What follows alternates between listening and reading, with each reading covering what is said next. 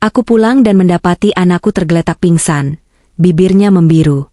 Suamiku muncul gemetar, mengaku tak tahu apa-apa saat baru tiba. Namun, saat kuperiksa CCTV tersembunyi, tubuhku membeku ketakutan. Ternyata pelaku yang tega meracuni darah dagingku sendiri adalah suamiku. Sebelum ceritanya dimulai, silakan tulis di kolom komentar dari daerah mana saja teman-teman yang menonton cerita ini. Jangan lupa like dan subscribe agar channel ini bisa semakin berkembang dan bisa mempersembahkan cerita yang lebih menarik lagi. Jam dinding di kantor menunjukkan pukul 2 siang, tetapi entah mengapa dadaku terasa sesak sekali.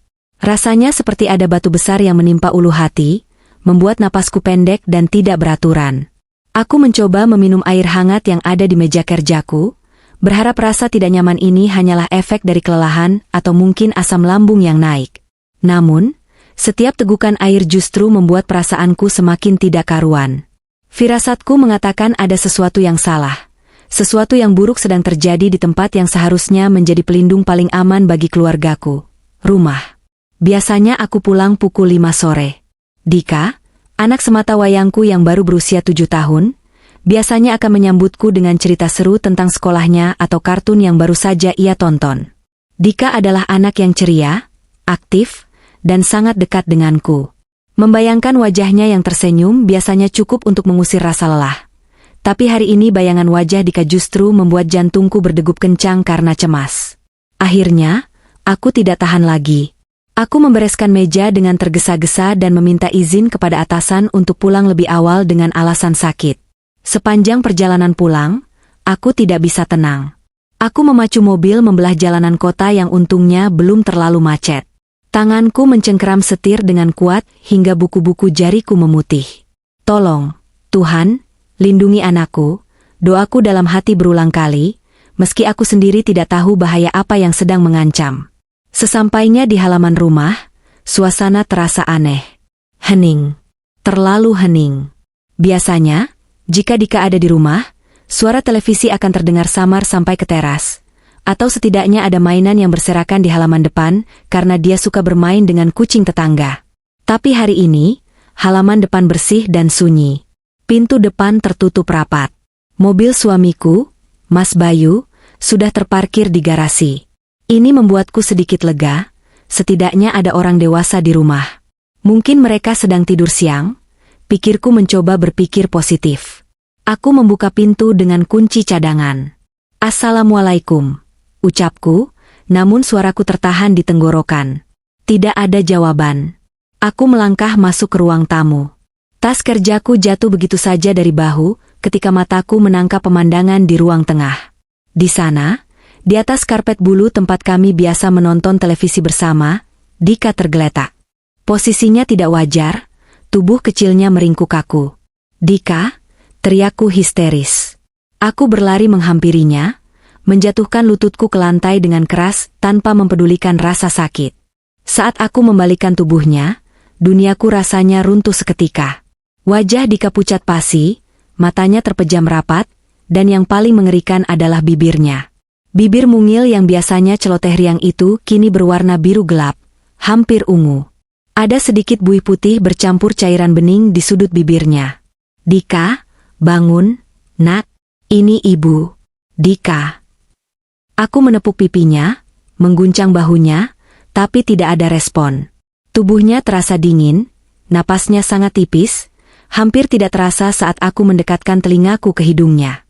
Kepanikan luar biasa melanda seluruh sarafku. Aku merasa ingin muntah karena ketakutan. Tiba-tiba, terdengar suara pecahan kaca dari arah dapur. Prang! Aku menoleh cepat. Mas Bayu muncul dari ambang pintu dapur. Wajahnya pucat, matanya terbelalak lebar seolah baru saja melihat hantu. Di kakinya, pecahan gelas berserakan. Tangannya gemetar hebat, tergantung di udara seakan dia baru saja menjatuhkan sesuatu karena kaget. Mas! Dika! Mas! Dika kenapa? Teriakku sambil mendekap tubuh kaku anakku. Air mata sudah membanjiri wajahku. Aku butuh jawaban, aku butuh dia bertindak, aku butuh dia menyelamatkan anak kami. Mas Bayu tampak terpaku di tempatnya selama beberapa detik, napasnya memburu. Dia menatapku, lalu menatap Dika, Lalu kembali menatapku dengan ekspresi yang sulit kubaca, campuran antara kaget, takut, dan sesuatu yang lain yang saat itu tidak sempat aku analisis. Aku nggak tahu, Bu, suaranya bergetar parah. Dia melangkah mendekat dengan kaki yang tampak lemas. Aku baru saja masuk rumah. Sumpah, aku baru saja sampai. Aku ke dapur mau ambil minum, terus aku dengar suara kamu teriak. Dia berlutut di sampingku, tapi dia tidak langsung menyentuh Dika. Tangannya masih gemetar hebat. Kenapa dia? Kenapa bibirnya biru begitu? Tanyanya dengan nada panik yang melengking. Jangan tanya aku. Kamu kan di rumah. Bentakku, naluri keibuanku mengambil alih rasa hormatku pada suami saat itu. Cepat siapkan mobil. Kita harus ke rumah sakit sekarang. Dika sekarat, Mas. Mas Bayu mengangguk panik. Dia berdiri dengan susah payah, hampir tersandung kakinya sendiri saat berlari mengambil kunci mobil yang tergeletak di meja makan.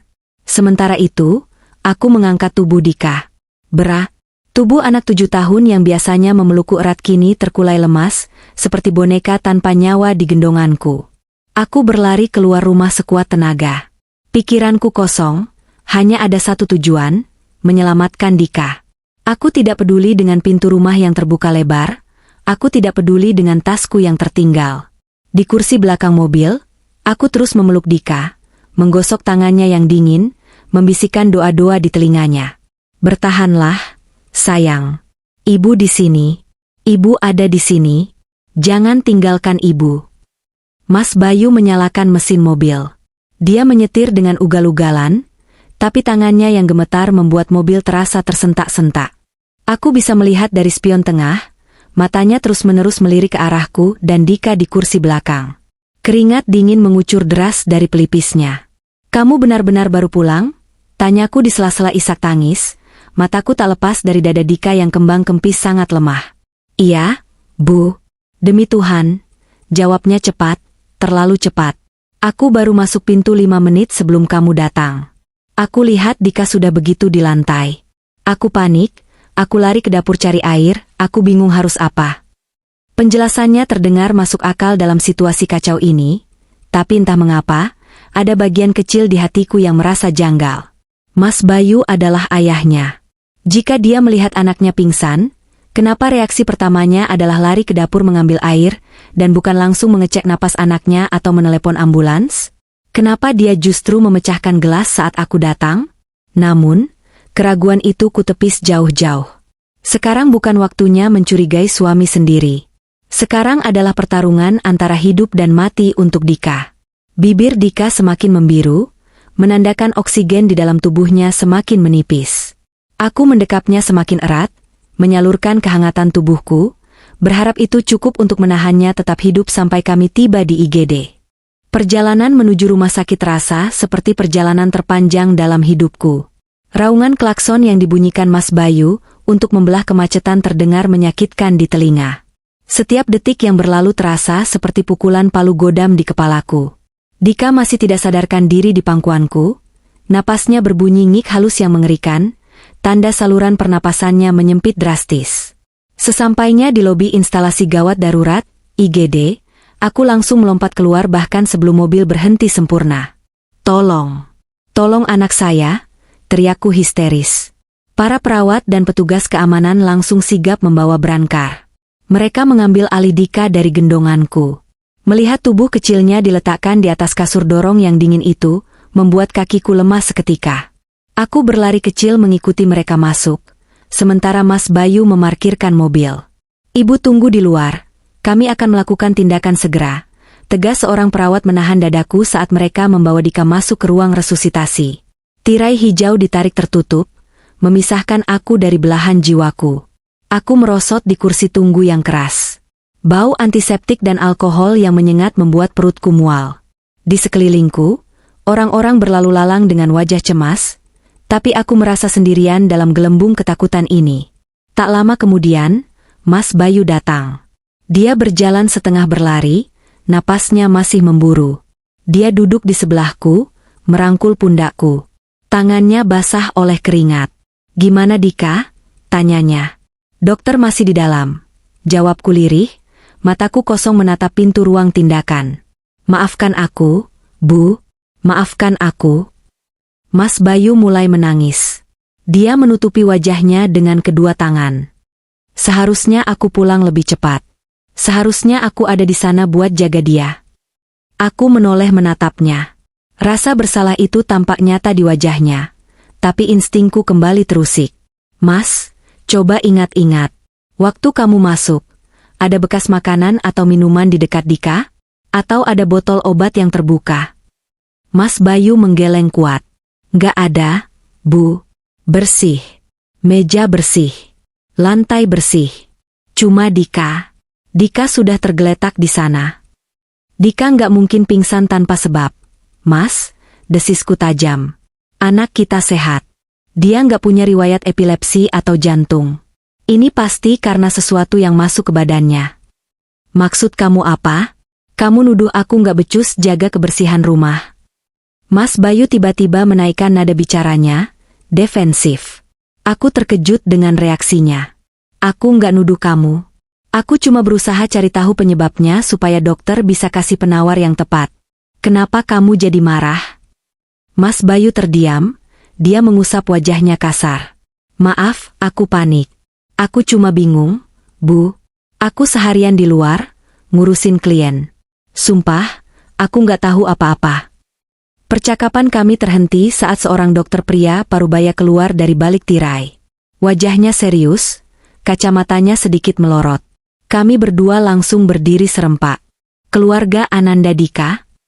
Saya ibunya, Dok. Ini ayahnya. Bagaimana anak kami? Dokter itu menghela napas panjang. Kondisinya kritis. Ananda Dika mengalami gagal napas akut akibat hipoksia berat, kekurangan oksigen di jaringan tubuh.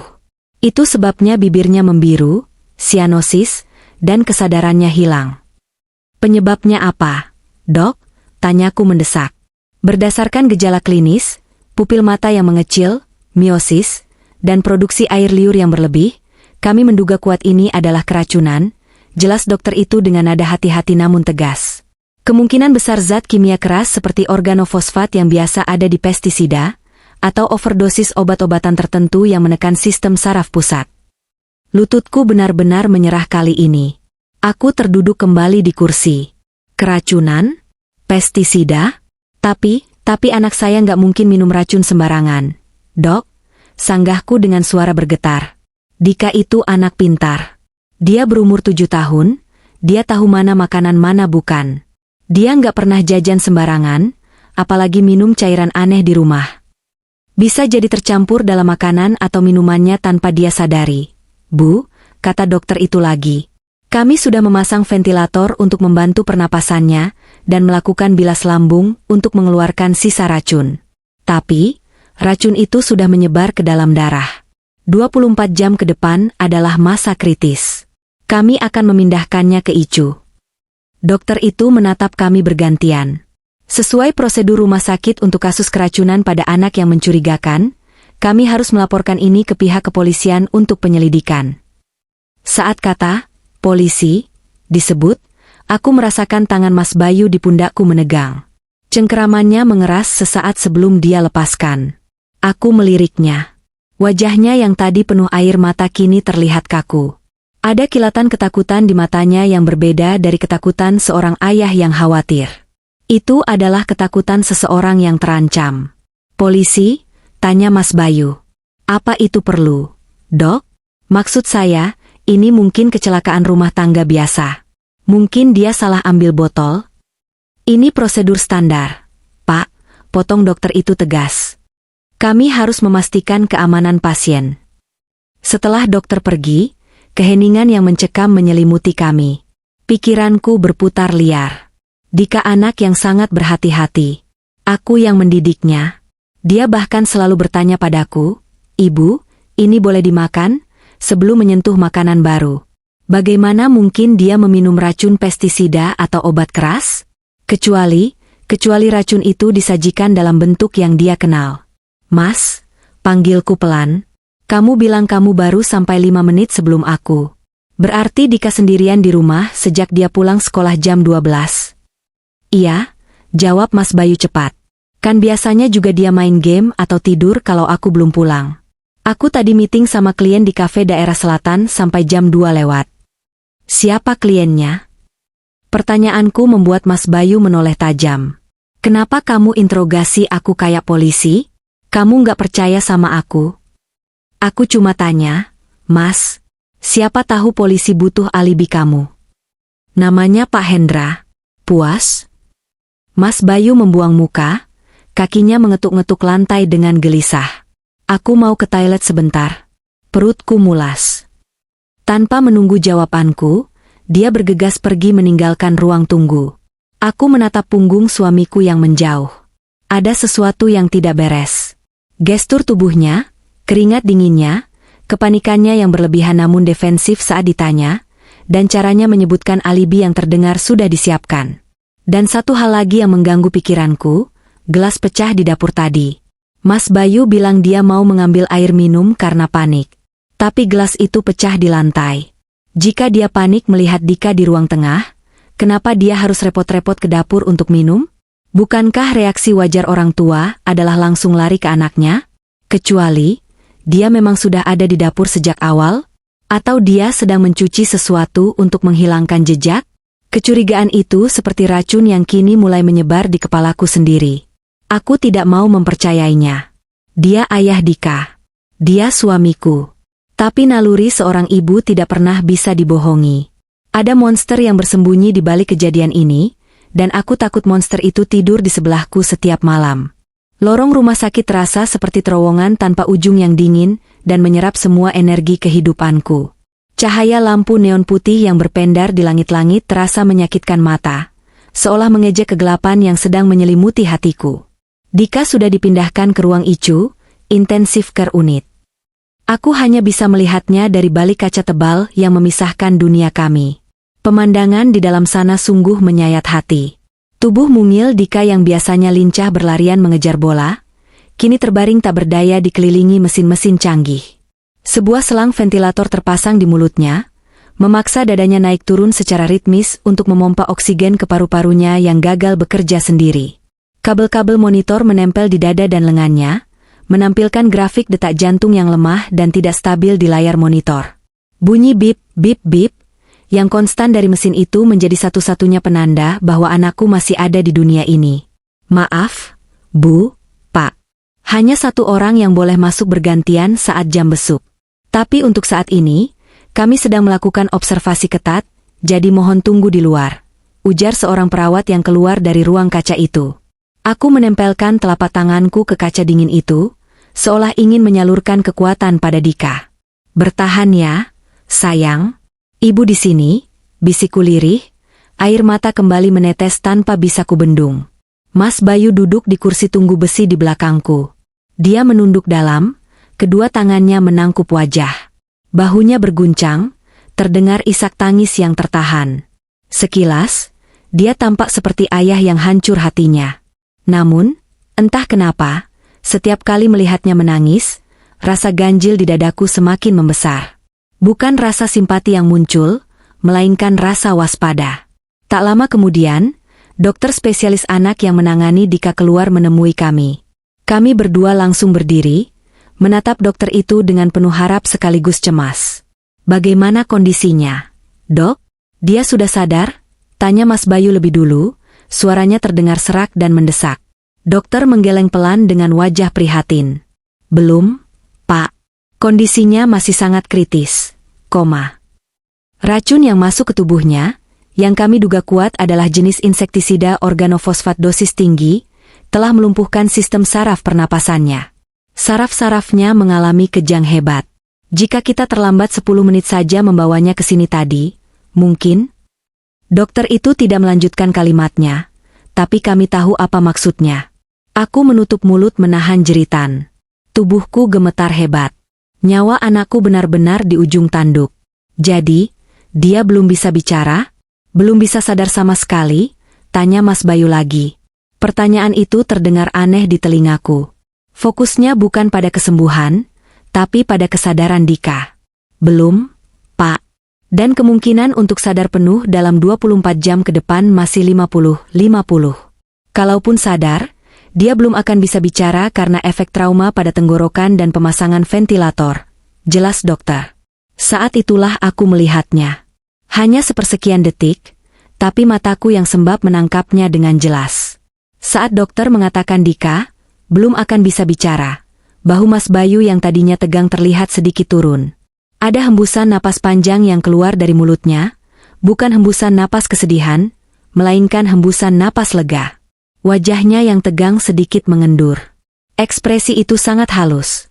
Tapi bagi seorang istri yang sudah hidup bersamanya selama 8 tahun, aku bisa merasakannya. Kenapa dia lega Dika belum bisa bicara? Seharusnya dia kecewa. Seharusnya dia ingin mendengar suara anaknya lagi.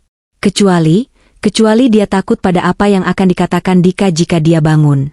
Syukurlah maksud saya, yang penting dia ditangani. Mas Bayu buru-buru mengoreksi ucapannya saat menyadari aku menatapnya tajam. Tiba-tiba, 2 orang petugas kepolisian berseragam coklat datang menghampiri kami. Dokter yang memanggil mereka tadi. Selamat malam, Bapak, Ibu. Kami dari Polsek setempat.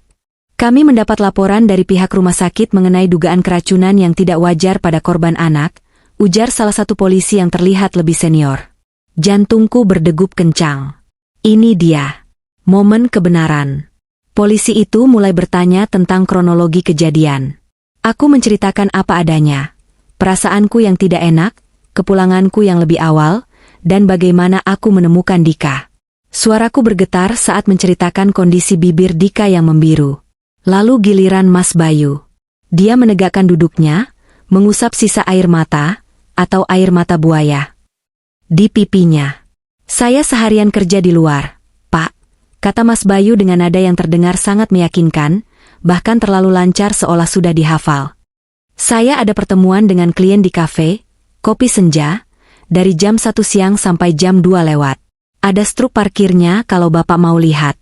Saya baru sampai rumah jam 2:30 kurang sedikit. Pas saya masuk, Dika sudah tergeletak. Bapak tidak melihat ada orang asing atau tanda-tanda paksaan masuk di rumah? Tanya polisi itu sambil mencatat di buku kecilnya. Tidak ada, Pak. Pintu terkunci biasa. Jendela aman. Makanya saya bingung, Dika makan apa? Mungkin dia nemu jajanan sisa kemarin atau gimana? Namanya juga anak-anak, jawab Mas Bayu, lagi-lagi mencoba mengarahkan narasi bahwa ini adalah kelalaian Dika sendiri. Baik. Kami akan melakukan olah TKP di rumah Bapak dan Ibu untuk mengambil sampel makanan atau minuman yang mungkin tersisa. Mohon izin kuncinya, kata polisi itu. Silakan, Pak. Silakan periksa semuanya. Mas Bayu menyerahkan kunci rumah cadangan dengan tangan yang, aku perhatikan, masih sedikit gemetar, tapi dia berusaha menutupinya dengan memegang kunci itu erat-erat. Setelah polisi pergi, keheningan kembali menyelimuti kami. Aku duduk menjauh dari Mas Bayu. Setiap kali dia mencoba memegang tanganku untuk menguatkan, aku menarik diri pelan. Sentuhannya yang dulu menenangkan, kini terasa seperti sengatan listrik yang membuatku mual. Ada tembok besar yang kini berdiri di antara kami. Di balik tembok itu, aku mulai menyusun potongan-potongan puzzle yang mengerikan. Ekspresi lega saat dokter bilang Dika belum sadar, alibi yang terlalu rapi, dan gelas pecah itu. Kamu pulang saja dulu, Bu. Ambil baju ganti buat kita, sekalian ambil dokumen BPJS dan kartu keluarga Dika. Biar aku yang jaga di sini, kata Mas Bayu tiba-tiba memecah keheningan. Aku menatapnya curiga. Kenapa dia menyuruhku pulang? Apa dia mau sendirian dengan Dika? Atau dia mau aku menjauh dari rumah sakit? Enggak. Aku enggak mau ninggalin Dika, tolakku tegas. Bu, Dika butuh dokumen administrasinya biar penanganannya lancar. Lagi pula baju kamu kotor kena muntahan Dika tadi pas di mobil. Kamu mandi dulu, tenangkan diri, baru balik lagi. Aku nggak akan kemana-mana. Aku ayahnya, aku akan jaga dia, bujuk Mas Bayu dengan nada lembut yang dibuat-buat. Logikaku berperang dengan perasaanku. Memang benar, aku butuh dokumen itu agar Dika bisa terus dirawat di ICU tanpa kendala administrasi. Dan bajuku memang bau amis muntahan dan keringat dingin. Baik. Aku pulang sebentar. Jangan berani-berani kamu tinggalin Dika sendirian sedetik pun. Ancamku dingin. Mas Bayu mengangguk patuh. Iya, Bu. Hati-hati di jalan. Aku melangkah pergi meninggalkan ruang tunggu Icu dengan langkah berat. Tapi di dalam hatiku, ada misi lain. Aku pulang bukan hanya untuk mengambil baju, tapi untuk mencari jawaban yang disembunyikan dinding-dinding rumah kami. Rumah kami terasa seperti kuburan saat aku memasukinya kembali. Garis polisi, pelis lain, belum terpasang karena polisi baru saja berangkat dari rumah sakit dan mungkin sedang dalam perjalanan ke sini. Atau mungkin mereka menunggu besok pagi untuk pemeriksaan menyeluruh. Kesempatan ini tidak boleh ku-sia-siakan. Aku menyalakan lampu ruang tengah. Bekas kejadian tadi siang masih terekam jelas di benakku. Posisi Dika jatuh, letak tasku yang terlempar. Namun, mataku tertuju ke arah dapur. Pecahan gelas yang dijatuhkan Mas Bayu tadi siang sudah tidak ada. Lantainya bersih. Tunggu dulu. Mas Bayu tadi ikut mengantar ke rumah sakit bersamaku. Kapan dia sempat membersihkannya? Aku ingat. Saat aku sibuk menggendong Dika ke mobil, Mas Bayu sempat tertinggal beberapa detik di dalam rumah dengan alasan mengambil kunci mobil. Apakah dalam hitungan detik itu dia sempat menyapu pecahan kaca? Tidak mungkin. Atau, dia memungut pecahan kaca besar dan membuangnya ke tempat sampah agar tidak terlihat mencurigakan? Tapi kenapa? Gelas pecah karena kaget adalah hal wajar. Kecuali, gelas itu berisi sisa racun yang dia berikan pada Dika. Jantungku berdetak kencang. Aku berlari ke tempat sampah dapur. Kosong. Sampahnya sudah dibuang ke tong sampah besar di depan rumah. Dia benar-benar menghilangkan jejak. Aku bergegas ke kamar mengambil dokumen dan baju ganti secepat kilat. Namun, langkahku terhenti di depan pintu gudang bawah tangga. Pintu itu sedikit terbuka. Biasanya, gudang itu selalu tertutup rapat karena kami menyimpan bahan-bahan pembersih lantai, racun tikus, dan perkakas tajam di sana demi keamanan Dika. Perlahan, aku mendorong pintu gudang. Bau bahan kimia menyengat hidungku. Lampu gudangku nyalakan. Mataku menyapu rak-rak besi yang berdebu. Di rak paling bawah, ada yang berbeda. Sebuah botol cairan pembersih lantai yang sangat keras, jenis yang harus dicampur air banyak-banyak sebelum dipakai, posisinya bergeser. Botol itu biasanya ada di pojok belakang. Tertutup debu karena jarang dipakai. Tapi sekarang, botol itu ada di bagian depan rak, dan debu di sekitar badan botol itu terlihat ada bekas pegangan jari. Dengan tangan gemetar, aku mendekat. Tutup botol itu tidak rapat, sedikit miring. Ada tetesan cairan kental berwarna ungu pekat yang mengering di bibir botol. Cairan yang warnanya mirip dengan sisa muntahan di baju Dika tadi. Aku mundur selangkah, menutup mulutku yang menganga. Organofosfat. Zat itu ada di dalam cairan pembersih kerak kamar mandi industri ini. Tiba-tiba, potongan memori lain menghantam kepalaku seperti batu. 2 minggu yang lalu, di meja makan, Mas Bayu sedang memegang polis asuransi. Asuransi pendidikan Dika ini preminya mahal, tapi manfaatnya besar banget loh, katanya waktu itu sambil membolak-balik kertas. Kalau terjadi risiko meninggal dunia atau cacat tetap karena kecelakaan, uang pertanggungannya bisa sampai 2 miliar. Ini investasi bagus buat masa depan kita kalau ya, amit-amit kalau ada apa-apa. Waktu itu aku hanya mengangguk setuju. Berpikir dia ayah yang bertanggung jawab mempersiapkan masa depan. Tapi sekarang, kata-kata itu terdengar seperti rencana pembunuhan. Belum lagi telepon-telepon misterius yang sering ia terima malam-malam di teras. Iya, bos. Sabar. Bulan ini pasti cair. Saya lagi usahakan dana besar. Tolong jangan ganggu istri saya. Sayup-sayup aku pernah mendengarnya bicara begitu seminggu yang lalu. Saat kutanya, dia bilang itu urusan vendor kantor yang telat bayar. Aku terduduk lemas di lantai gudang. Tubuhku menggigil bukan karena dingin, tapi karena ngeri. Mas Bayu terlilit utang. Mungkin utang judi, atau investasi bodong, aku tidak tahu. Dan dia menjadikan anak kandungnya sendiri sebagai tumbal untuk melunasi utangnya lewat klaim asuransi jiwa. Ya Tuhan, monster macam apa yang kunikahi? Isakku tertahan. Rasa mual menyerangku. Aku ingin muntah membayangkan aku tidur satu ranjang dengan orang yang tega menuangkan racun ke mulut anak kecil yang tidak berdosa. Anak darah dagingnya sendiri. Tapi aku tidak boleh lemah. Tidak sekarang. Dika sedang berjuang sendirian di rumah sakit. Dan monster itu ada di sana, menjaganya. Bagaimana kalau Mas Bayu mencoba Menyelesaikan pekerjaannya di rumah sakit? Bagaimana kalau dia mencabut selang napas Dika saat perawat lengah? Tidak. Tidak akan kubiarkan, desisku, menyeka air mata dengan kasar. Kemarahan mulai menggantikan rasa takutku. Insting induk harimau yang anaknya terluka mulai bangkit. Aku harus punya bukti. Bukti kuat yang tidak bisa disangkal. Botol ini mungkin sidik jarinya sudah dihapus atau tercampur sidik jariku sekarang. Alibinya kuat. Polisi butuh lebih dari sekadar asumsi istri yang histeris. Tiba-tiba, mataku tertumbuk pada rak buku di ruang tengah yang terlihat dari pintu gudang yang terbuka. Di sana, terselip di antara deretan novel-novelku, ada sebuah benda kecil berwarna hitam. Petcam. Kamera pengawas hewan. Aku membelinya sebulan lalu secara online, karena kucing liar sering masuk dan mencuri ikan di meja makan. Aku ingin tahu lewat mana kucing itu masuk. Aku meletakkannya di rak buku, menyamarkannya di antara tumpukan majalah. Mas Bayu tidak tahu aku memasangnya, karena dia tidak pernah menyentuh rak bukuku. Kamera itu punya fitur motion sensor, sensor gerak, dan merekam ke kartu memori serta cloud. Jantungku seakan berhenti berdetak.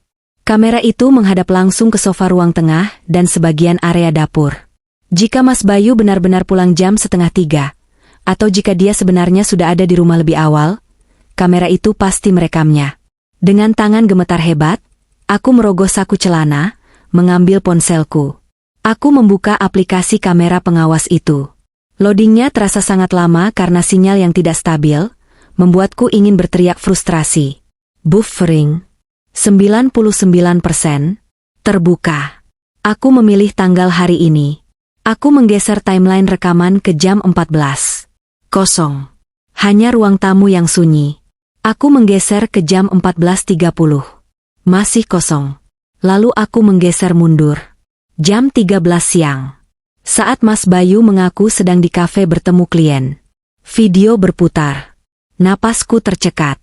Di layar ponselku yang kecil, terlihat pintu depan terbuka. Mas Bayu masuk. Dia tidak terlihat seperti orang yang baru pulang kerja. Dia mengenakan kaos santai, bukan kemeja kantor yang dia pakai saat di rumah sakit tadi.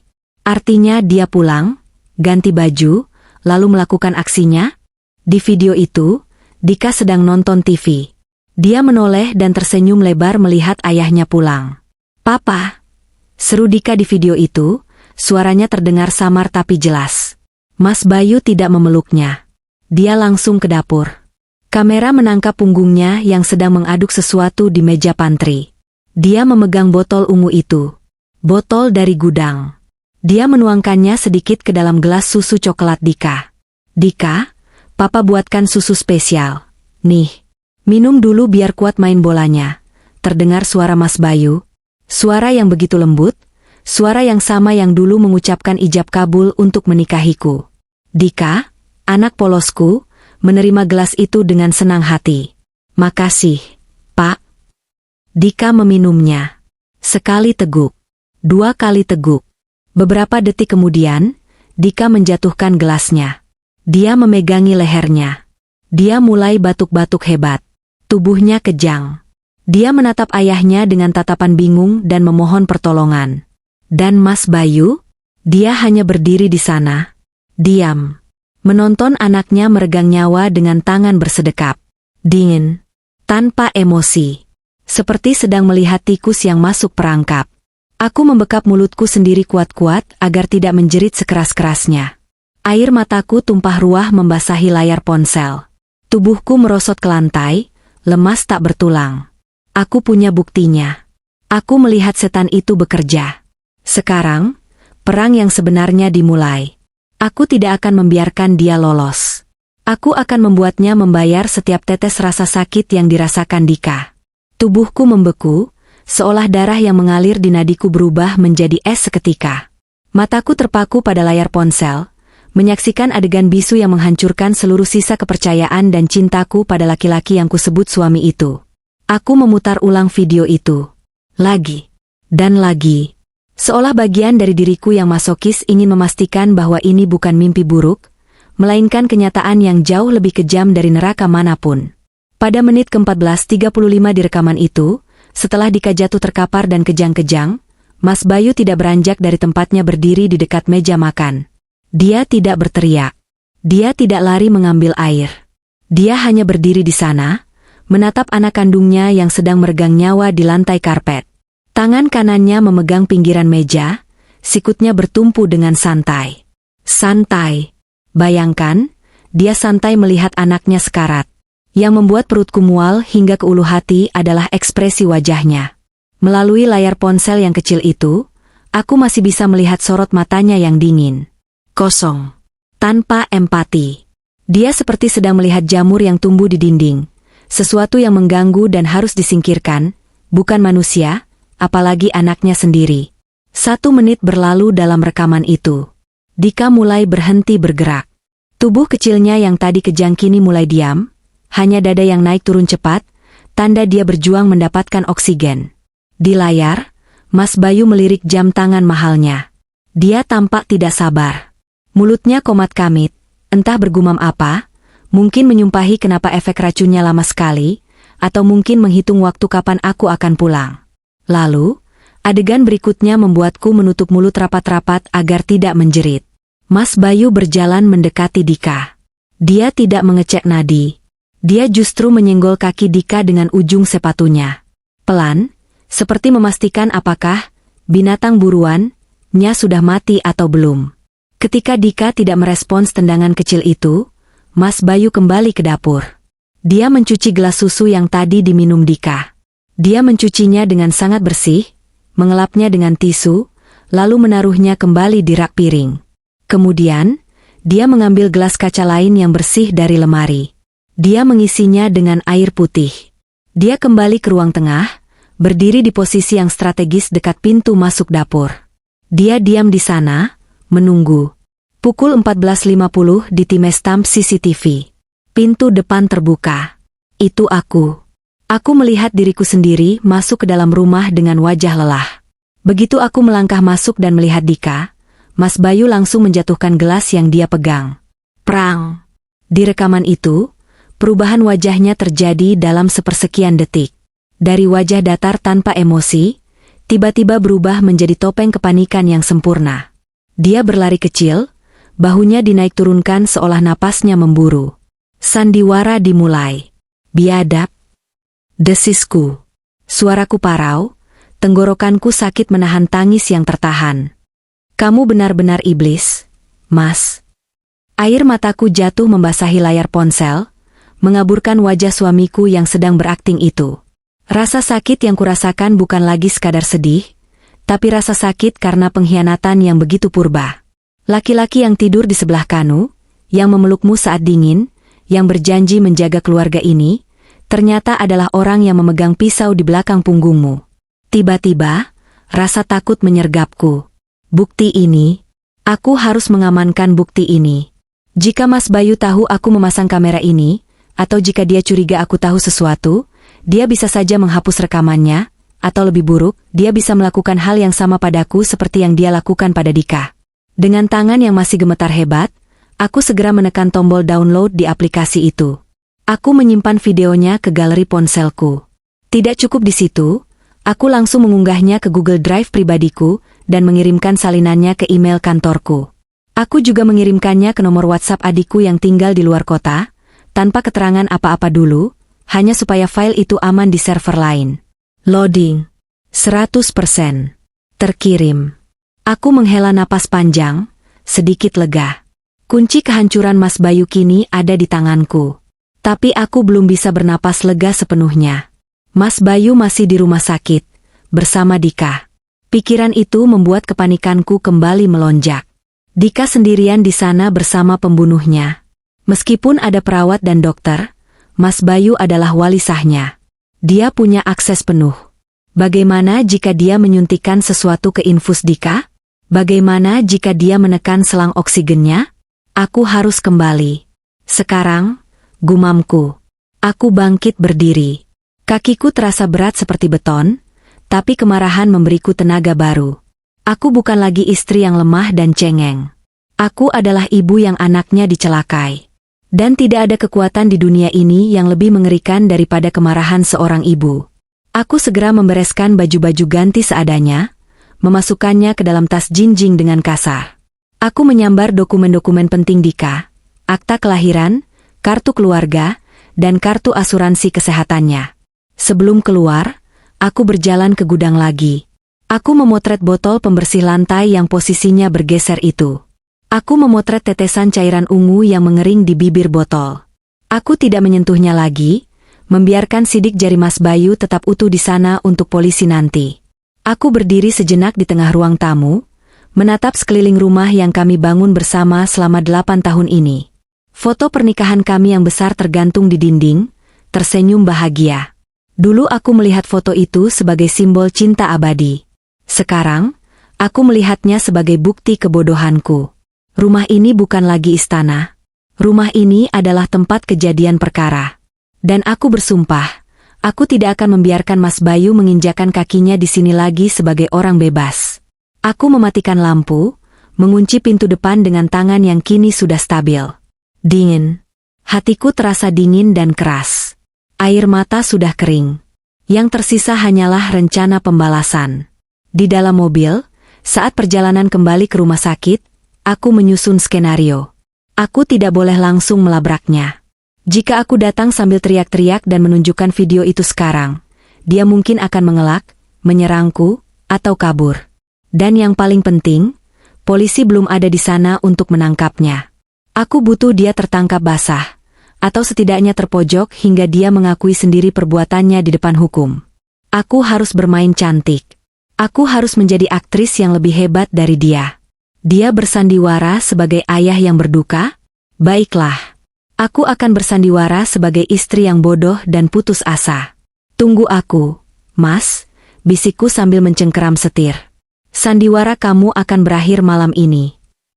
Lampu-lampu jalanan kota terasa buram saat aku memacu mobil menembus malam. Bukan karena air mata, tapi karena fokusku yang menajam, hanya tertuju pada satu titik, rumah sakit. Setiap kali bayangan wajah Dika yang membiru muncul di kepalaku, aku menekan pedal gas lebih dalam. Namun, setiap kali bayangan wajah Mas Bayu yang tersenyum palsu muncul, aku mengerem emosiku. Sabar. Batinku mengingatkan. Jangan gegabah. Satu langkah salah, dia bisa lolos. Sesampainya di parkiran rumah sakit, aku mengambil napas dalam-dalam beberapa kali. Aku melihat cermin di visor mobil. Wajahku sembab, mataku merah, rambutku sedikit berantakan. Bagus. Ini adalah wajah seorang ibu yang hancur. Aku tidak perlu memolesnya lagi. Topengku sudah siap. Aku berjalan menyusuri lorong rumah sakit yang sepi. Jam menunjukkan pukul 9 malam. Suara langkah kakiku menggema, seirama dengan detak jantungku yang memburu. Sesampainya di depan ruang tunggu Icu, aku melihatnya. Mas Bayu sedang duduk bersandar di kursi tunggu, matanya terpejam. Dia terlihat lelah. Orang lain mungkin akan merasa kasihan melihatnya. Seorang suami yang menunggu anaknya yang koma. Tapi aku tahu kebenarannya. Dia mungkin sedang tidur nyenyak karena merasa rencananya berjalan mulus. Atau mungkin dia sedang memimpikan uang asuransi 2 miliar itu. Uang yang dia hargai lebih tinggi daripada nyawa anaknya sendiri. Rasa muak menyeruak di kerongkonganku. Aku ingin sekali berlari ke sana, menendang kursinya, dan memukul wajahnya bertubi-tubi sampai dia memuntahkan kebenarannya. Tapi aku menahannya. Aku mengepalkan tangan di dalam saku jaket sampai kuku-kukuku menancap ke telapak tangan. Rasa sakit itu membantuku tetap sadar dan fokus pada rencana. Aku mendekat, lalu menyentuh bahunya pelan. Mas. Mas Bayu tersentak kaget. Matanya terbuka lebar, ada kilatan panik sesaat sebelum dia mengenali wajahku. Bu, kamu sudah balik. Iya, jawabku lirih. Aku duduk di sebelahnya, memberi jarak 1 jengkal. Gimana Dika? Ada perkembangan? Mas Bayu mengusap wajahnya, kembali memasang wajah sedihnya. Belum ada, Bu. Masih sama kayak tadi. Suster barusan masuk buat ganti infus. Katanya kondisinya stabil tapi belum sadar. Aku mengangguk pelan, berpura-pura menatap pintu Icu dengan pandangan kosong. Aku takut, Mas, ucapku, memancingnya. Sabar ya, Bu. Dika anak kuat.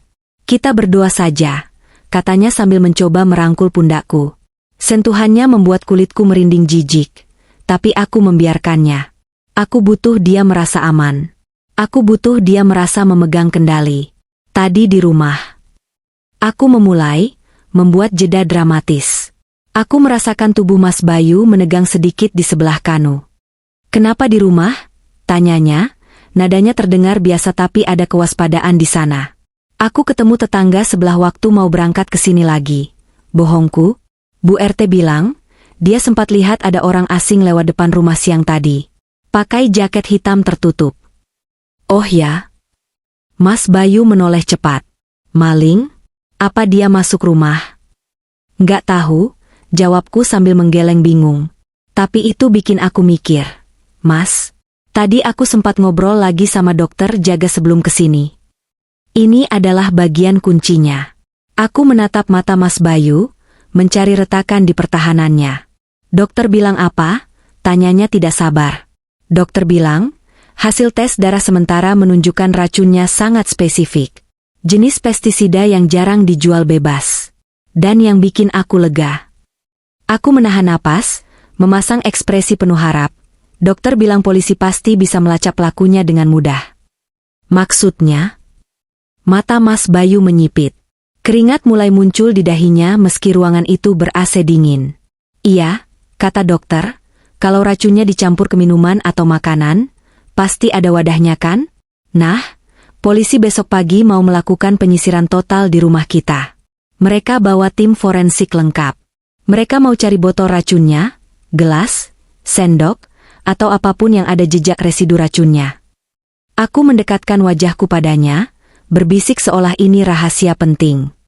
"Mereka bilang, teknologi sekarang canggih banget. Mas, walaupun botolnya sudah dilap atau dicuci, sidik jari minyak kulit masih bisa dideteksi. Bahkan jejak DNA sekecil apapun di tutup botol bisa ketahuan. Jadi kalau ada orang jahat yang ngeracunin Dika, sidik jarinya pasti ketinggalan di botol racun itu. Pelakunya nggak bakal bisa lari." Wajah Mas Bayu berubah pucat pasi. Lebih pucat dari saat di rumah tadi siang. Jakunnya naik turun saat dia menelan ludah dengan susah payah. Matanya bergerak liar ke kiri dan ke kanan, tidak berani menatapku. "Oh, begitu ya?" Suaranya terdengar cempreng dan kering. "Bagus dong kalau begitu." "Iya, Mas. Aku harap pelakunya cepat ketangkap. Biar dia dihukum mati sekalian," kataku dengan penekanan dingin pada kata, "mati." Mas Bayu diam. Kakinya mulai mengetuk-ngetuk lantai dengan ritme cepat dan gelisah. Dia meremas-remas tangannya yang saling bertaut. Umpanku dimakan. Dia panik. Dia tahu botol itu ada di gudang. Dia tahu dia menyentuhnya tadi siang. Dan sekarang dia berpikir polisi akan menemukan sidik jarinya di sana besok pagi. Dia pasti berpikir dia harus menyingkirkan botol itu malam ini juga. "Bu." Mas Bayu tiba-tiba berdiri. Gerakannya kaku dan tersentak. "Ya, Mas." Perutku sakit lagi nih. Kayaknya masuk angin atau salah makan tadi siang," katanya, alasannya klise dan bodoh. "Aku juga lupa bawa charger HP. Kalau Dika kenapa-kenapa dan HP-ku mati kan repot." "Terus?" tanyaku polos. "Aku pulang sebentar ya. Mau ambil charger sekalian minum obat mak di rumah. Sekalian bersih-bersih rumah sedikit biar kalau polisi datang besok nggak berantakan banget. Malu kan kalau rumah kotor?" Alasannya semakin tidak masuk akal. Siapa yang peduli rumah berantakan saat anaknya sekarat? Hanya orang yang punya agenda tersembunyi. Tapi Dika gimana? Masa aku sendirian? Protesku lemah, padahal dalam hati aku bersorak. "Sebentar doang kok, Bu. Paling 1 jam. Jalanan kan sudah sepi malam ini, jadi bisa ngebut. Kamu jaga dulu ya. Kalau ada apa-apa langsung telepon." Dia berbicara cepat, sangat ingin segera pergi dari situ. Aku menatapnya dengan tatapan, istri penurut. "Ya sudah kalau gitu. Hati-hati ya, Mas. Jangan lama-lama." Iya." Mas Bayu bahkan tidak mencium keningku atau melihat ke arah ruang kaca icu. Dia langsung berbalik dan berjalan cepat, setengah berlari, menuju pintu keluar lorong. Aku melihat punggungnya menjauh. Punggung laki-laki yang dulu kuandalkan, kini terlihat seperti punggung pengecut yang lari dari kenyataan. Dia pikir dia sedang berlari untuk menyelamatkan diri, untuk membuang barang bukti terakhir yang bisa mengaitkannya dengan kejahatan ini. Padahal, dia sedang berlari menuju perangkap yang sudah kusiapkan. Begitu bayangannya menghilang di tikungan lorong, aku langsung merogoh ponselku. Aku mendial nomor yang sudah kusimpan sejak perjalanan tadi. "Halo, Pak Polisi," ucapku dengan suara tegas dan dingin, tanpa ada sisa tangisan. Tersangka sedang bergerak menuju TKP. Dia akan mencoba memusnahkan barang bukti. Tolong bersiap di lokasi. Saya kirimkan bukti videonya sekarang. Aku mematikan telepon. Lalu aku berbalik menatap Dika dari balik kaca. Mesin ventilator masih bekerja, dada mungilnya masih naik turun. "Sebentar lagi, Nak," bisikku sambil menempelkan tangan di kaca. "Sebentar lagi ayah jahat itu nggak akan bisa nyakitin kamu lagi. Kamu dan ibu akan bebas." Malam itu, di koridor rumah sakit yang sunyi, aku bukan lagi seorang korban. Aku adalah saksi, hakim, dan eksekutor bagi kehancuran suamiku sendiri. Malam itu, Jakarta terasa lebih dingin dari biasanya. Atau mungkin, hanya darahku yang berhenti mengalir, membeku oleh kenyataan pahit yang baru saja kumasukkan ke dalam saku celanaku. Sebuah ponsel berisi rekaman kejahatan suamiku sendiri. Aku duduk di kursi belakang taksi dengan tubuh kaku. Di luar jendela, lampu-lampu jalanan berkelebatan seperti garis-garis neon yang abstrak, namun pikiranku tidak berada di jalan raya. Pikiranku melayang kembali ke 7 tahun lalu, saat Dika baru lahir. Aku ingat wajah Mas Bayu yang menangis haru saat menggendong buntalan merah itu. Dia berbisik, "Papa akan melindungi Dika sampai mati." Janji itu kini terdengar seperti lelucon paling kejam di dunia. Dia tidak melindungi Dika sampai mati. Dia yang justru mengantarkan kematian itu ke bibir mungil anaknya sendiri.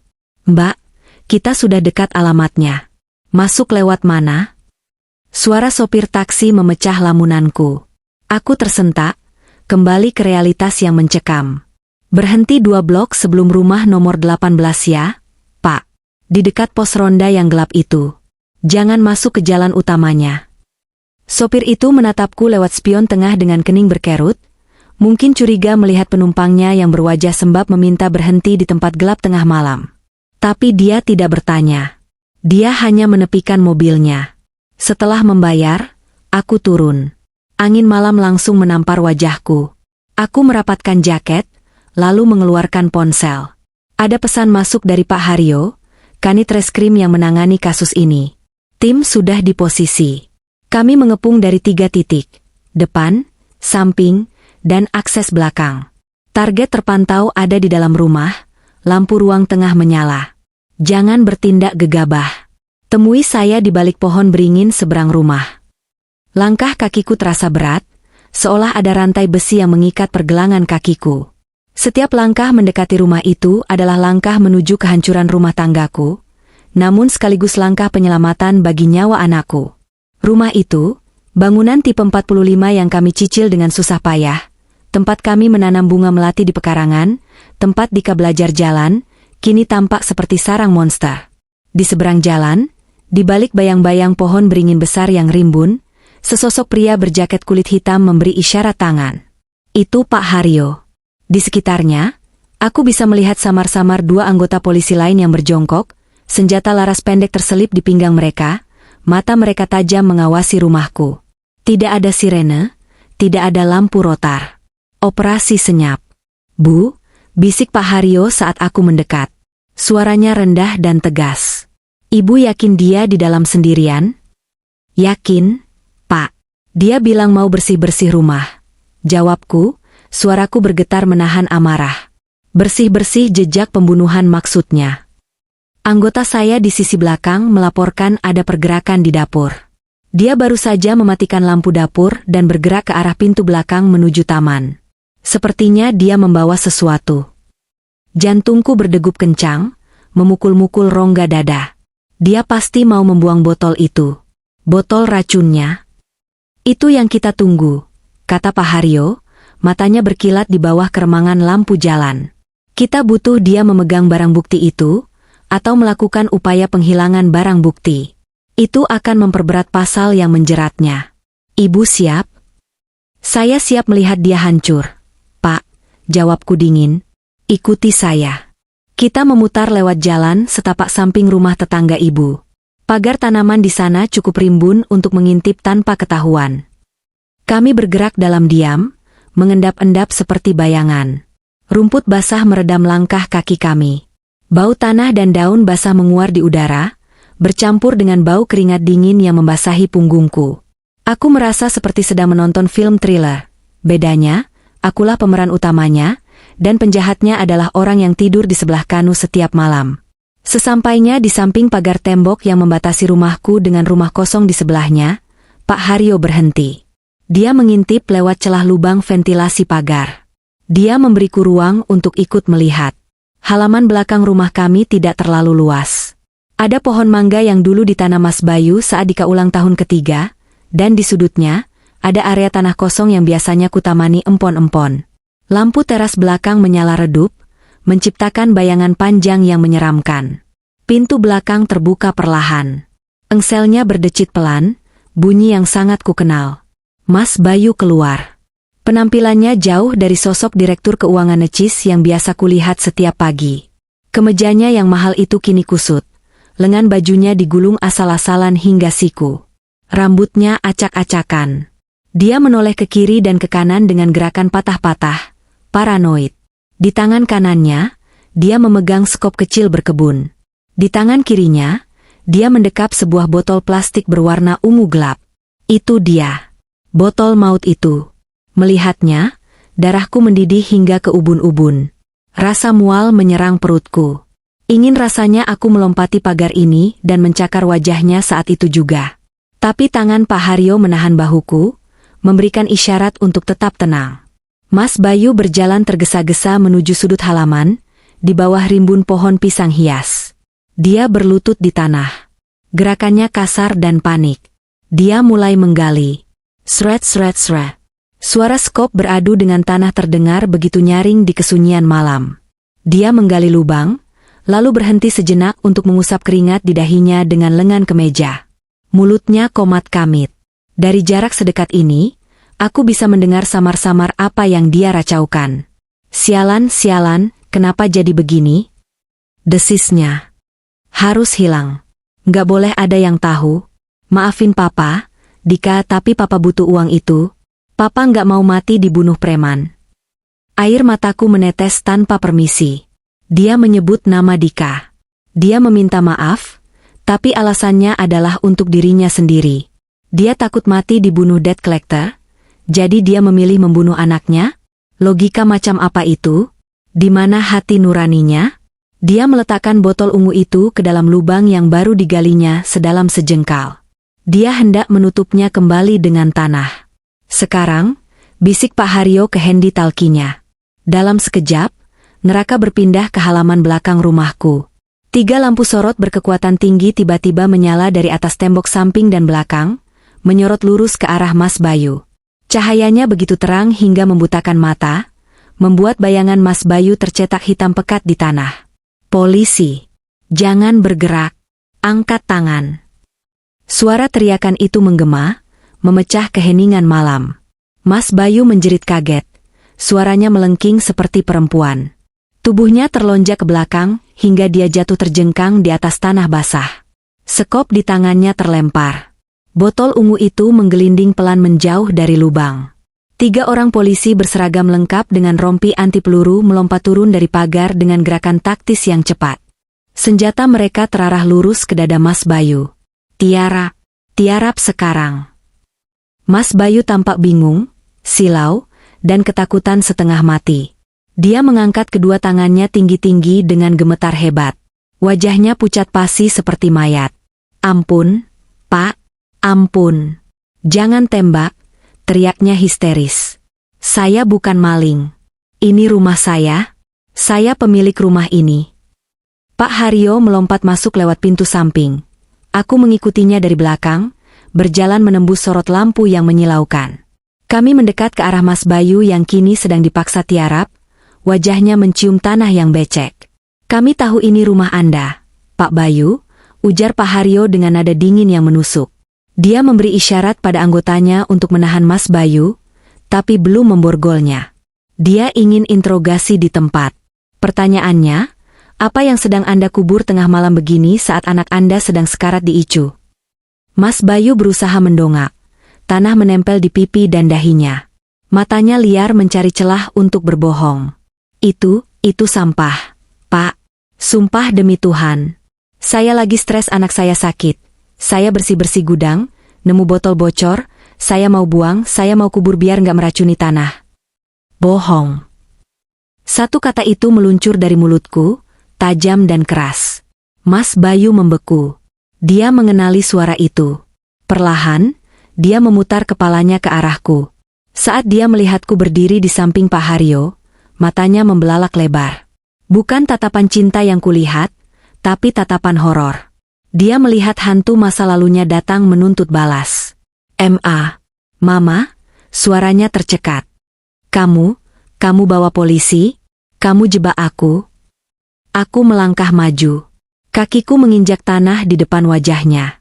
Aku menatapnya dari ketinggian, menatap laki-laki yang kini tampak begitu kerdil dan menyedihkan. Aku nggak menjebak kamu, Mas, kataku datar, berusaha menahan gejolak emosi yang ingin meledak. Kamu yang menjebak dirimu sendiri dengan keserakahanmu. Sayang, dengerin aku dulu. Ini salah paham. Mas Bayu mencoba bangun, tapi lutut seorang polisi menekan punggungnya agar tetap di tanah. Aku nggak ngapa-ngapain Dika. Sumpah. Kamu tahu aku sayang banget sama Dika. Jangan percaya sama polisi, mereka salah tangkap. Masih berani kamu bawa nama Tuhan dan sumpah palsu. Aku tertawa getir, tawa yang terdengar sumbang di telingaku sendiri. Kamu bilang sayang Dika?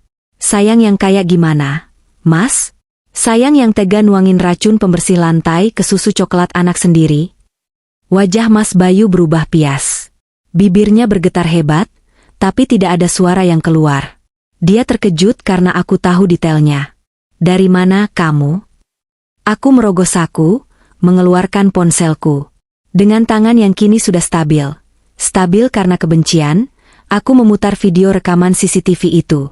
Aku menyodorkan layar ponsel tepat ke depan wajahnya yang berlumuran tanah. Lihat, perintahku. Lihat mahakaryamu. Di layar yang terang itu, video berputar. Adegan dia menuangkan racun. Adegan Dika meminumnya. Adegan Dika kejang-kejang memegangi leher. Dan adegan paling biadab.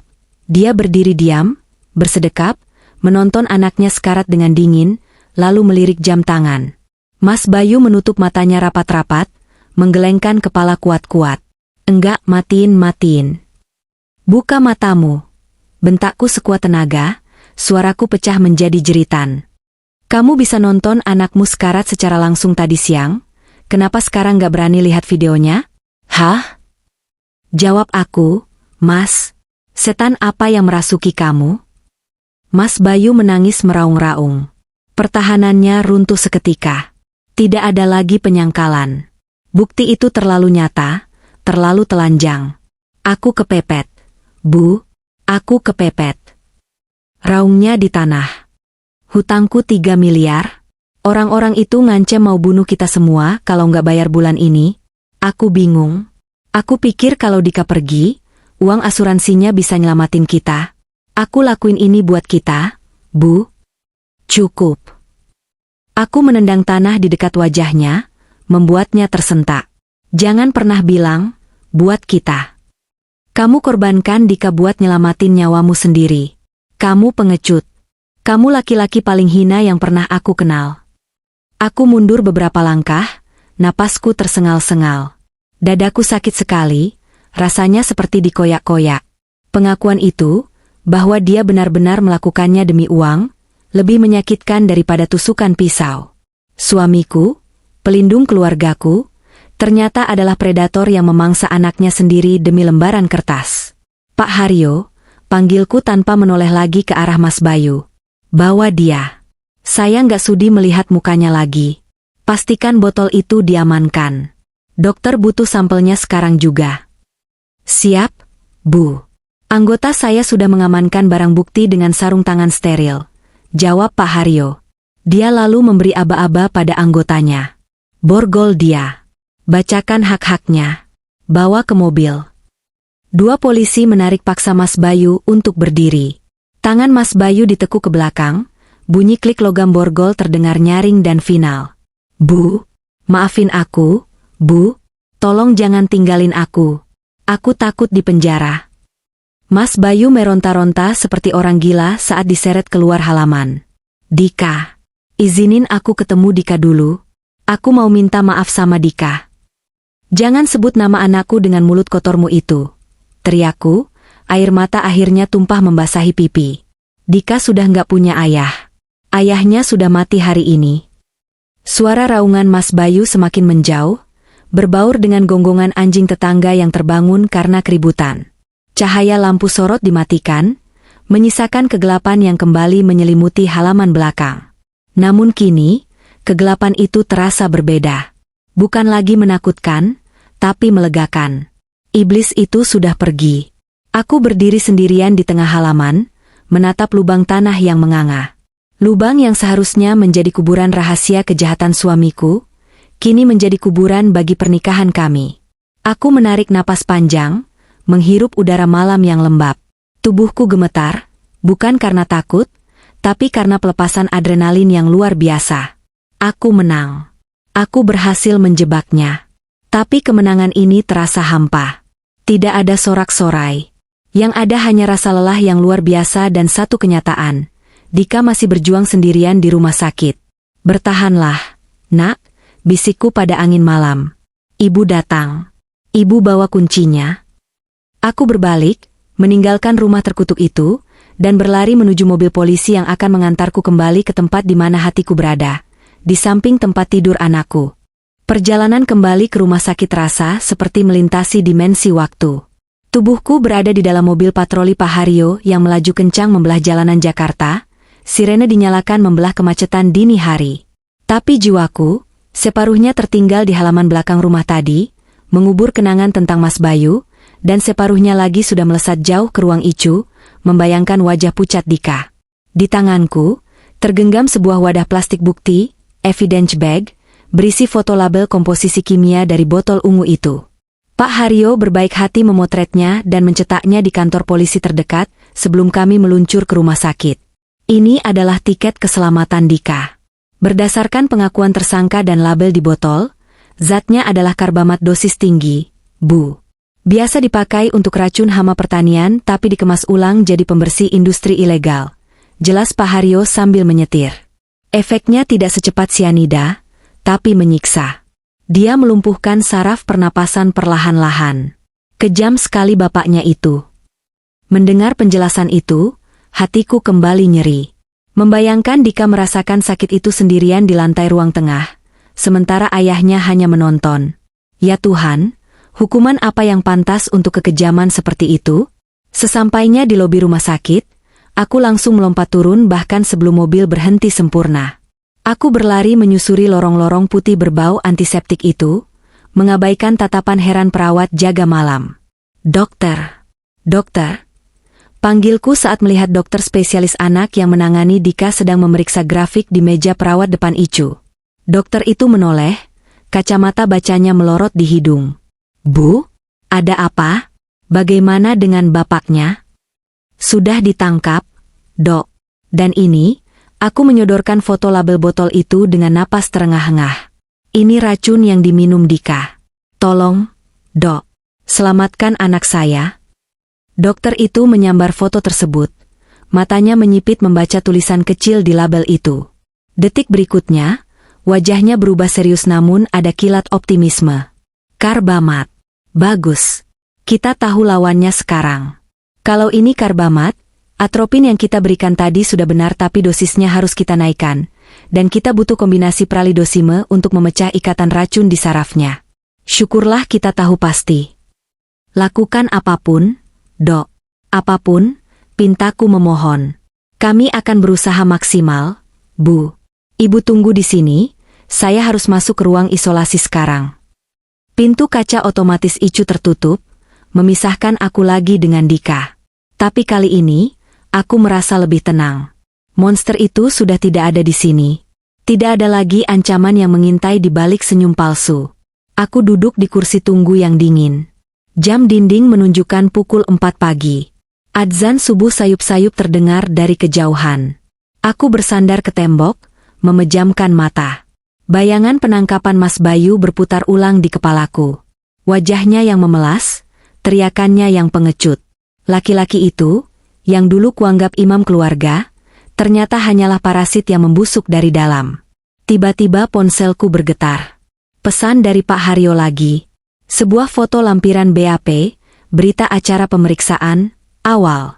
Tersangka sudah mengakui semuanya dalam pemeriksaan awal. Total utang judi online, 1,8 miliar. Utang pinjaman online ilegal, 1,2 miliar. Asuransi jiwa Dika yang dia incar, 5 miliar. Dia sudah merencanakan ini sejak 2 bulan lalu, termasuk mencari jenis racun yang tidak berbau menyengat agar Dika tidak curiga. Kami akan menjeratnya dengan pasal 340 KUHP Jo pasal 53, tentang percobaan pembunuhan berencana dengan pemberatan, karena dilakukan terhadap anak kandung. Ancaman maksimal, hukuman mati atau seumur hidup. Aku membaca pesan itu tanpa emosi. Hukuman mati? Seumur hidup? Rasanya masih terlalu ringan dibandingkan trauma yang akan dibawa Dika seumur hidupnya. Waktu merangkak lambat. Matahari mulai terbit, menyinari lorong rumah sakit dengan cahaya oranye yang lembut. Pukul 7 pagi, pintu ICU terbuka. Dokter keluar dengan wajah lelah, masker medisnya menggantung di satu telinga. Dia tersenyum. Senyum yang tulus. Bu, ibu boleh masuk. Jantungku berhenti berdetak sesaat. Dika gimana, dok?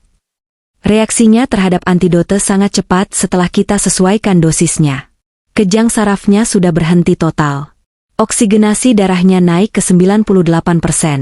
Dan yang paling penting, dokter itu menepuk bahuku pelan. Dia sudah sadar. Dia mencari ibunya. Kakiku lemas saking leganya. Aku mengucapkan terima kasih berulang kali sambil menangis, lalu bergegas masuk. Di dalam ruangan yang penuh mesin itu, aku melihat pemandangan terindah di dunia.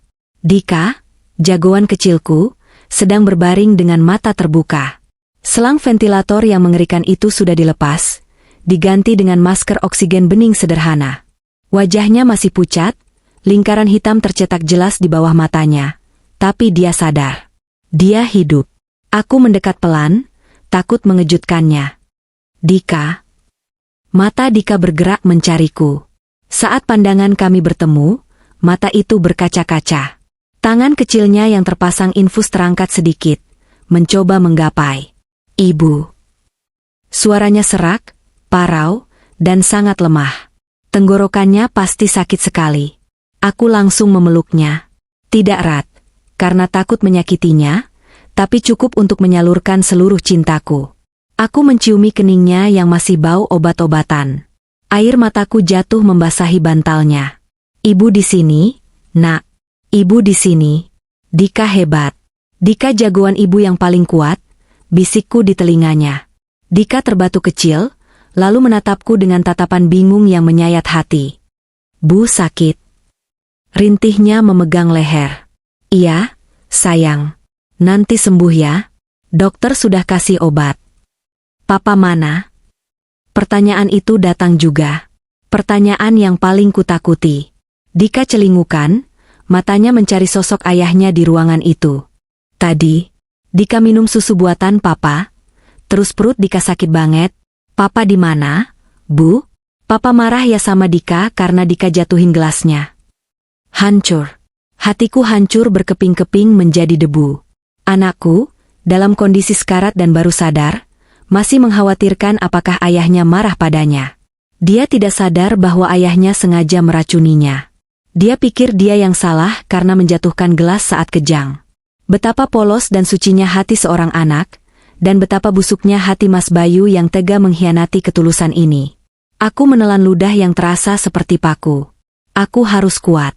Aku tidak boleh menangis di depannya sekarang. Aku harus memberikan jawaban yang menenangkan, tapi tidak berbohong sepenuhnya. Aku menggenggam tangan mungil Dika, menatap matanya dalam-dalam. Dika dengerin ibu ya. Dika nggak salah. Dika anak baik. Papa nggak marah sama Dika. Terus papa mana?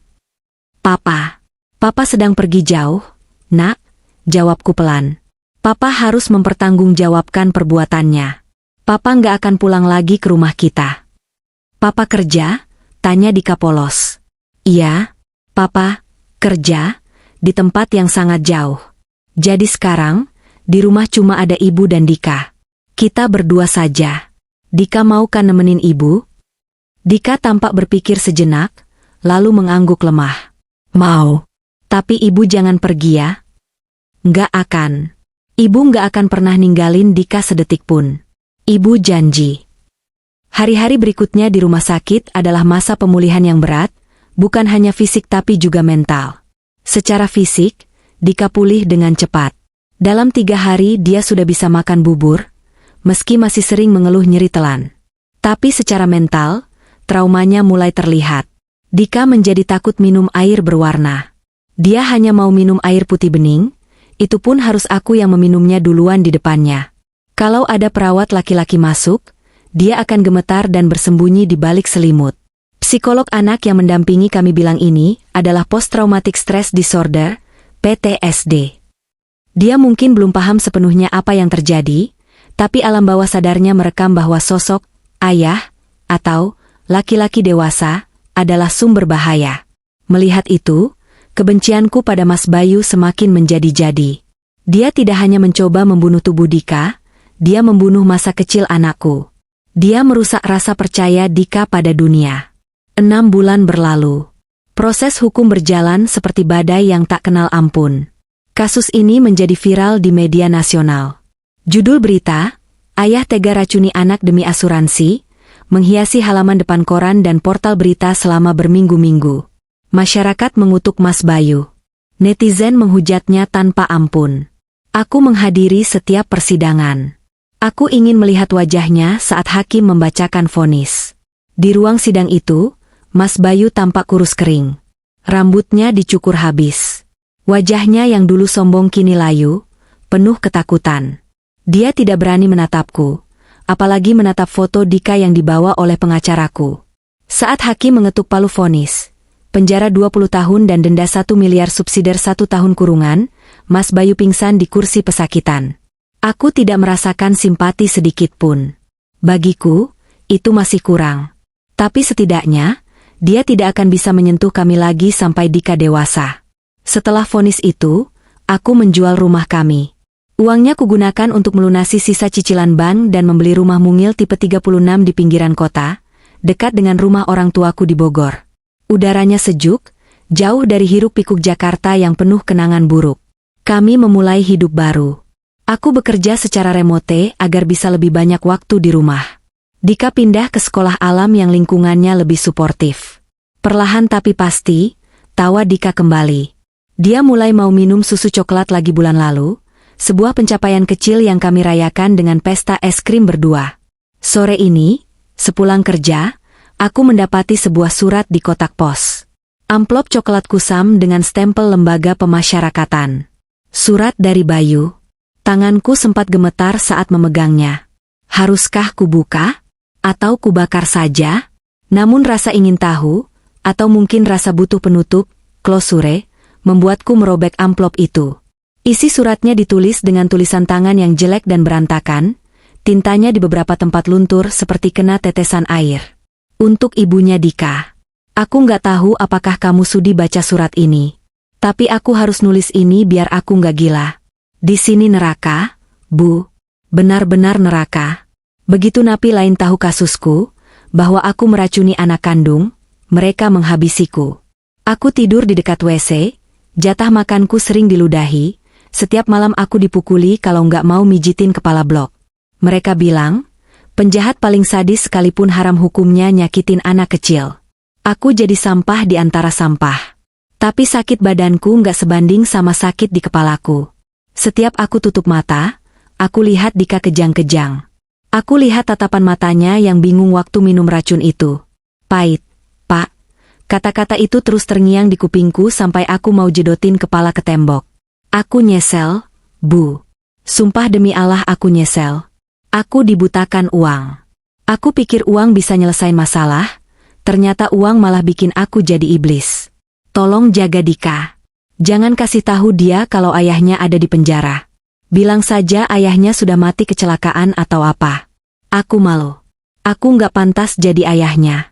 Aku rela kalau Dika benci aku, asalkan dia hidup bahagia. Maafin aku. Maafin Mas Bayu. Aku membaca surat itu sambil berdiri di teras rumah baruku.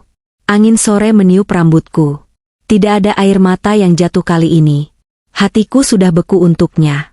Rasa kasihan memang ada, sedikit, sebagai sesama manusia. Tapi rasa itu langsung tertutup oleh bayangan Dika yang terbaring di icu dengan bibir biru. Penyesalan selalu datang terlambat, Mas. Dan penyesalanmu tidak akan menghapus trauma di kepala anakku. Kamu menuai apa yang kamu tanam. Nikmatilah nerakamu di sana, sementara kami membangun surga kecil kami di sini. Aku meremas kertas surat itu menjadi bola kecil, lalu membuangnya ke tempat sampah di depan pagar. Tukang sampah akan mengangkutnya besok pagi, bersama kotoran dan limbah lainnya. Tepat di mana surat itu, dan penulisnya, seharusnya berada. Ibu, lihat, aku dapat nilai 100. Teriakan Dika membuyarkan lamunanku. Aku menoleh. Dika berlari dari arah dalam rumah, membawa kertas ulangan matematika dengan senyum lebar yang memamerkan gigi gingsulnya. Matahariku, hidupku. Aku berjongkok, merentangkan tangan lebar-lebar. Dika menabrak pelukanku dengan tawa riang. Tubuhnya hangat, jantungnya berdetak kuat, napasnya teratur. Dia hidup, dia sehat, dan dia bahagia. Wah, hebat banget anak ibu. Pujiku sambil mencium pipinya yang gembul. Karena Dika dapat 100, gimana kalau malam ini kita beli pizza? Asyik. Pizza keju yang banyak ya, Bu, serunya kegirangan. Siap, bos. Kami tertawa bersama. Di bawah langit sore yang berwarna jingga keemasan, aku menyadari satu hal. Badai terburuk dalam hidupku sudah berlalu. Kapal kami memang sempat karam, hancur berantakan dihantam ombak pengkhianatan. Tapi kami berhasil berenang ke tepian, menemukan pulau baru yang lebih indah. Aku menggandeng tangan Dika masuk ke dalam rumah. Pintu kututup rapat, mengunci kebahagiaan kami di dalam, dan membiarkan masa lalu membusuk di luar sana, jauh di balik jeruji besi yang dingin. Cerita tentang racun di tangan ayah telah berakhir. Kini, lembaran baru dimulai, cerita tentang cinta tanpa syarat di tangan ibu.